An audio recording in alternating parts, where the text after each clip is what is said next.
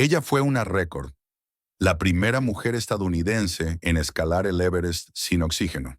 Pero apenas unas horas después de ese triunfo, desapareció en la zona de la muerte.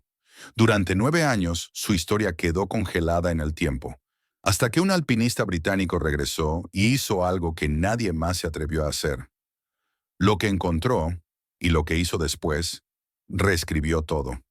Frances Arsène tenía todo para vivir.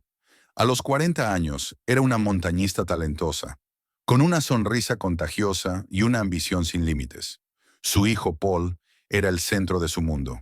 Su esposo, Sergei, un legendario alpinista ruso conocido como el Leopardo de las Nieves, compartía su pasión por conquistar los picos más peligrosos del planeta. Pero Frances tenía un sueño que consumía sus pensamientos: convertirse en la primera mujer estadounidense en alcanzar la cima del Monte Everest sin oxígeno suplementario. Era una meta que ya había cobrado la vida de muchos escaladores experimentados, un desafío que empujaba al cuerpo humano más allá de sus límites. Mientras preparaba su equipo aquella primavera, Frances escribió una nota simple para Paul, adjuntando un mapa de su viaje rumbo al Himalaya.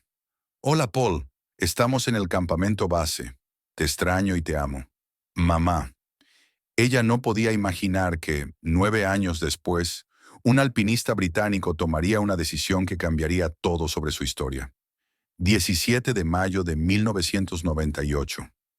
El campamento base del Monte Everest vibraba con la energía típica que precede un intento de cima. Pero Frances y Sergei Arsène se destacaban entre los demás equipos. A diferencia de las expediciones fuertemente apoyadas por Sherpas, oxígeno suplementario y comunicaciones vía radio, la pareja subía sola. No era imprudencia, era un riesgo calculado por dos de los alpinistas de gran altitud más experimentados del mundo. Sergei había ganado el apodo Leopardo de las Nieves al escalar las 5 cimas más altas de la antigua Unión Soviética. Ya había atravesado las 3 cumbres de Kanchenjunga en una sola expedición, una hazaña que pocos de los mejores escaladores se atreverían a intentar. Pero hasta las leyendas pueden subestimar al Everest. El primer intento, el 20 de mayo, terminó en fracaso cuando sus linternas dejaron de funcionar en el primer paso. El segundo intento, el día 21, fue abandonado después de subir apenas 50 metros. Cada fracaso significaba una noche más sobre los 8.000 metros, en una zona mortal, donde el cuerpo humano literalmente empieza a morir. El 22 de mayo ya habían pasado 3 noches a esa altitud letal. Sus cuerpos se estaban quebrando, sus fuerzas agotándose. Cualquier alpinista racional habría descendido, aceptando la derrota. Pero Frances no era racional cuando se trataba de ese objetivo. Estaba obsesionada. A la 1 de la mañana del 22 de mayo, bajo temperaturas que podrían congelar carne en minutos, iniciaron el último intento de cima. Se movían más lento que nunca, sin oxígeno suplementario, ascendiendo en la oscuridad hacia el destino.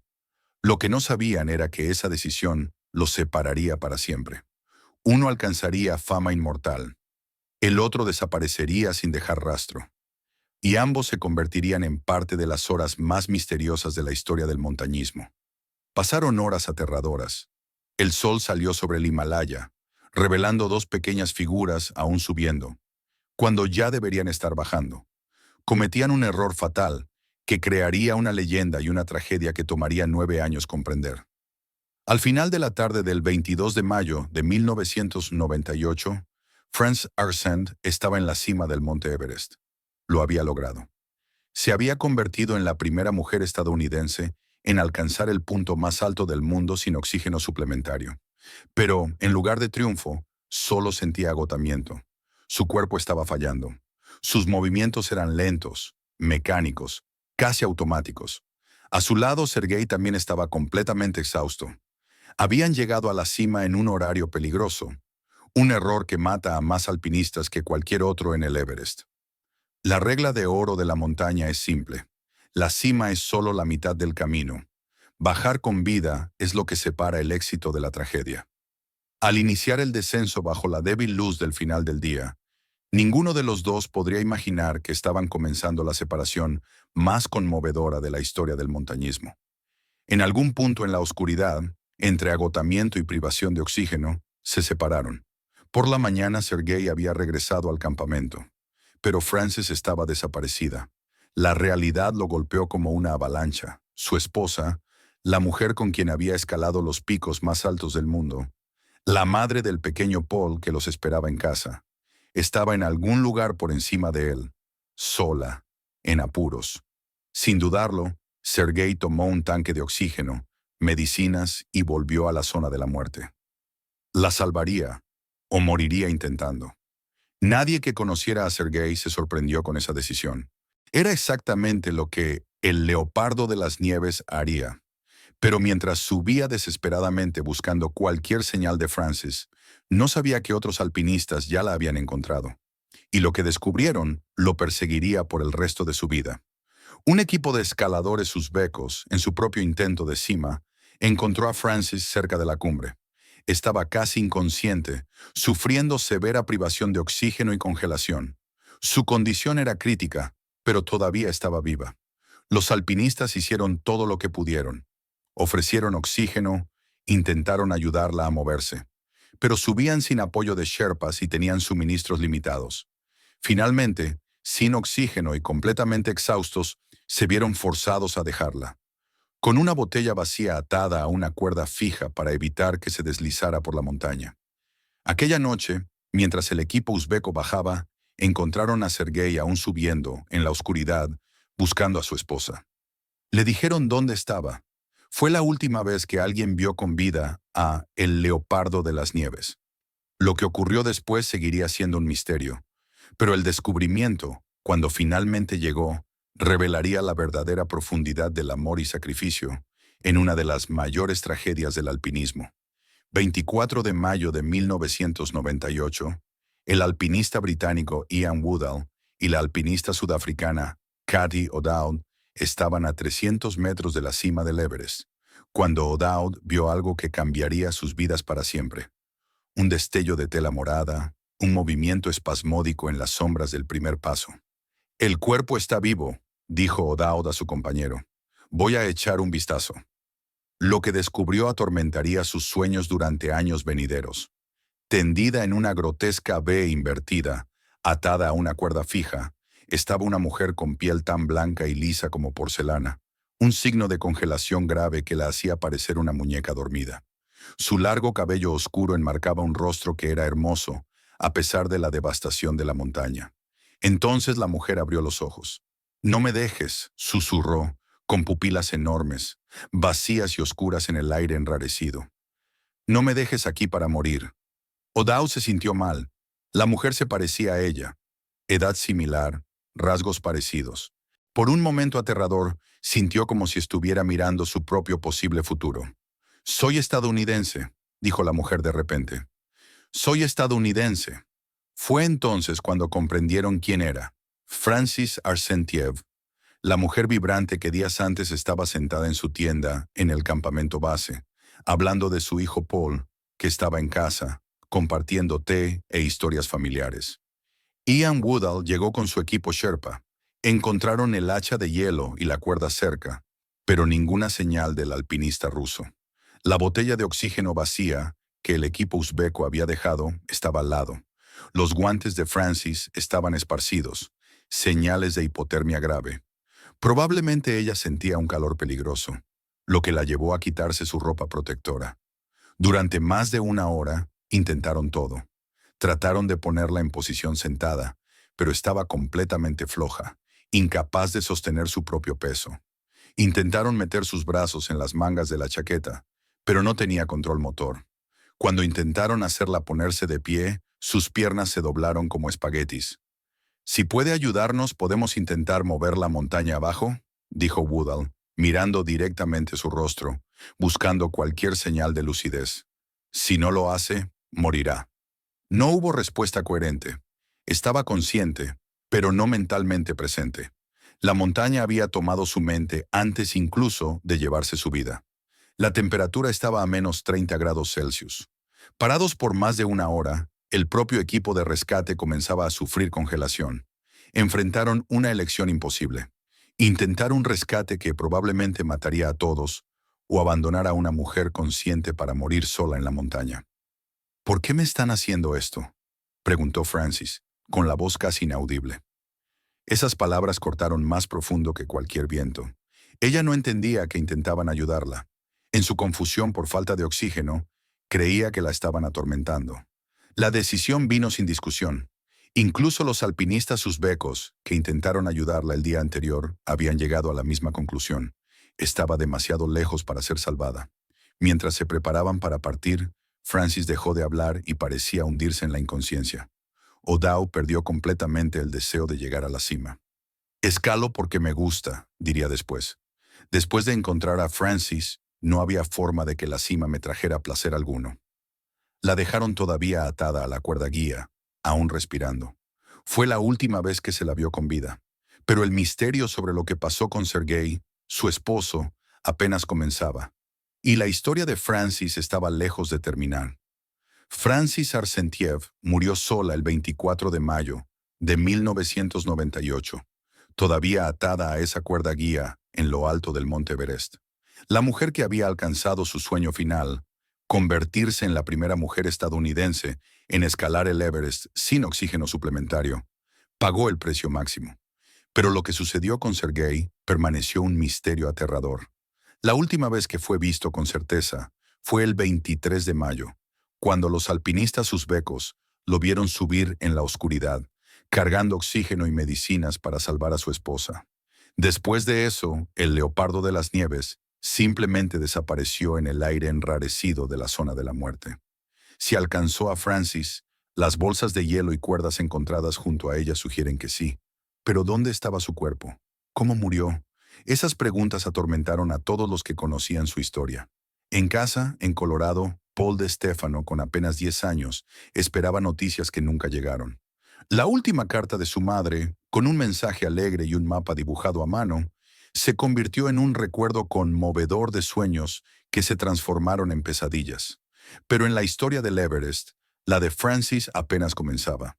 Su cuerpo estaba a la vista de la ruta principal de escalada en el lado norte de la montaña. Cada alpinista que intentaba alcanzar la cima por esa ruta tenía que pasar por ella, con su chaqueta morada, expresión pacífica y cabello oscuro esparcido a su alrededor, como una bella durmiente salida de un cuento de hadas. Se convirtió en un macabro punto de referencia. Los alpinistas comenzaron a llamarla Sleeping Beauty. Temporada tras temporada de expediciones, cientos de alpinistas pasaron junto a su cuerpo. Algunos se detenían para rendir respeto. Otros, perturbados por la visión, apuraban el paso. Algunos tomaron fotos que circularon por internet, convirtiendo su muerte en una atracción turística sombría. Gira a la derecha en el tipo con botas verdes, decían, refiriéndose a otro cuerpo congelado. Gira a la izquierda en la mujer de la chaqueta morada. No había dignidad en eso. El costo de recuperar un cuerpo a esa altitud se estimaba entre $40,000 y $100,000. Los desafíos técnicos eran enormes. Las cuestiones éticas, aún más complejas. ¿Quién era responsable? ¿Quién tenía el derecho? Durante 9 años, Francis Arsentiev permaneció donde murió. Un monumento congelado a la ambición y a la tragedia humana. Miles la vieron. Cientos pasaron a pocos metros de ella. Pero nadie hizo nada. Hasta 2007. Fue cuando un hombre decidió que era suficiente. El mismo alpinista británico que había abandonado su intento de cima para quedarse con ella en sus últimas horas, Ian Woodall, no podía olvidar esas palabras desesperadas. No me dejes aquí para morir. La dejó porque no tenía opción. Pero ahora, 9 años después, Ian estaba regresando para cumplir una promesa que llevaba en el corazón por casi una década. Lo que planeaba sería sin precedentes, peligroso y absolutamente necesario. La expedición organizada por Woodall se llamó Everest Remolque, y su misión era diferente a cualquier otra en la historia del montañismo. Woodall planeaba regresar al lugar a 8,500 metros de altitud, más alto que cualquier montaña fuera del Himalaya, para darle a Francis Arsentiev el entierro que merecía. La logística era impresionante, los riesgos enormes. Mover un cuerpo congelado a esa altitud requeriría una fuerza extraordinaria, condiciones climáticas perfectas y un coraje tremendo. Un solo error podría costar más vidas, pero Woodall tenía otra razón para esta misión. En 1999, un miembro del grupo Mallory y de la expedición de Irvine finalmente resolvió el misterio de lo que pasó con Sergei Arseniev. Jake Norton descubrió el cuerpo del alpinista ruso más abajo en la cara de la montaña. Al parecer murió en una caída mientras intentaba rescatar a su esposa.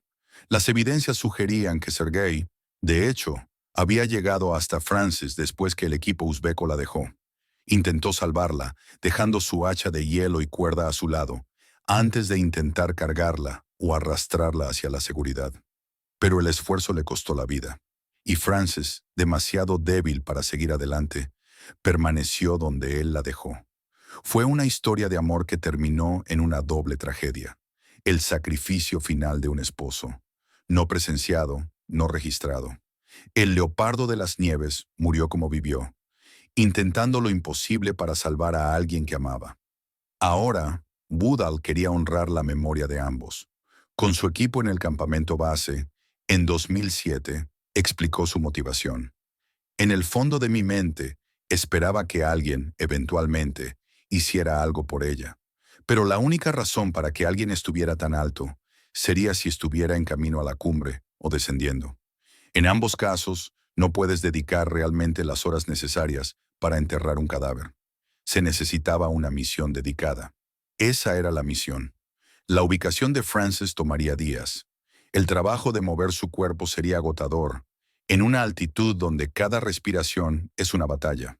La ventana de tiempo para una operación así era estrecha. Una tormenta podría atrapar al equipo en la zona de la muerte, sin esperanza de rescate. Pero Woodall había hecho una promesa 9 años antes, cuando se alejó de Frances Arseniev, dejándola morir sola en la montaña. Juró que, algún día, de alguna manera, volvería para darle dignidad. Y ese día finalmente llegó. El 23 de mayo de 2007, exactamente 9 años después de que Frances pronunciara sus últimas palabras a otro ser humano, Ian Woodall estuvo al lado de su cuerpo una vez más. Ella parecía exactamente como en 1998. El frío extremo y el aire rarefacto la habían preservado perfectamente, como una cápsula del tiempo de aquel día terrible. Su chaqueta morada aún estaba vibrante contra el gris de la roca. Su cabello oscuro todavía enmarcaba el rostro. Ella aún parecía estar dormida, pero ahora finalmente, alguien vino a despertarla de su largo sueño. Woodall y su equipo llevaron una bandera estadounidense hasta la montaña.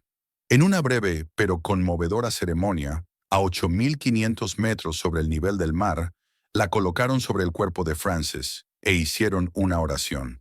Por primera vez en 9 años, fue tratada no como un hito geográfico o un cuento de advertencia, sino como un ser humano que merecía respeto. Entonces vino el trabajo difícil. Mover un cuerpo congelado, en esa altitud, desafiaba los límites de la resistencia humana. Cada acción requería un esfuerzo inmenso en el aire rarefacto. El equipo trabajó metódica y cuidadosamente, con reverencia. No estaban solo moviendo un cadáver, cumplían una obligación sagrada. Lentamente y con respeto, trasladaron a Frances a una ubicación más baja en la cara de la montaña, colocándola donde ya no sería visible para los montañistas que pasaran. Construyeron una pequeña tumba de piedras, el único entierro posible en esa altitud. Por primera vez desde 1998, los alpinistas que intentaran la ruta norte del Everest no tendrían que pasar por la Bella Durmiente. Ella había sido finalmente sepultada con dignidad. Woodall más tarde reflexionó sobre la misión.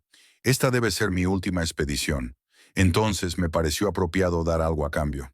Pero la expedición logró más que solo mover un cuerpo.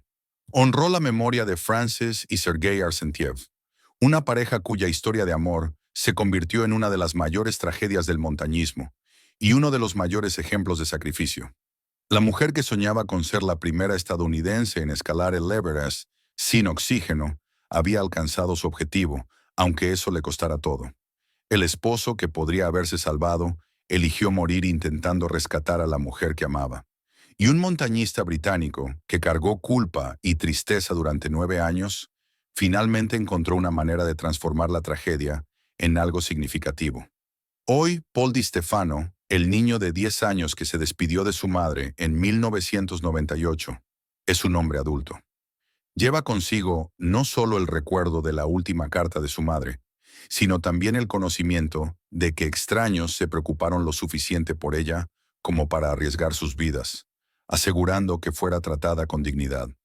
La historia de Frances Argentiev nos recuerda que, a veces, las mayores victorias tienen el costo más alto, que el amor puede inspirar a las personas a intentar lo imposible, y que, incluso en la muerte, incluso en el ambiente más inhóspito de la Tierra, la compasión puede triunfar sobre la indiferencia.